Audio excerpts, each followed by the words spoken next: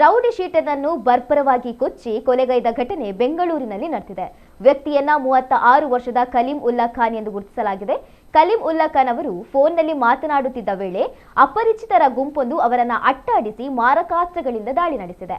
ಆರೋಪಿಗಳು ಹೊಟ್ಟೆ ಭಾಗಕ್ಕೆ 20ಕ್ಕೂ ಹೆಚ್ಚು ಬಾರಿ ಇರಿದು ಹಲ್ಲೆಯನ್ನ ನಡೆಸಿದ್ದಾರೆ ಎನ್ನಲಾಗಿದೆ. ದಾಳಿ ನಡೆಸಿದ ಬಳಿಕ ಆರೋಪಿಗಳು ಸ್ಥಳದಿಂದ ಪರಾರಿಯಾಗಿದ್ದಾರೆ ಎಂದು ತಿಳಿದು ಬಂದಿದೆ.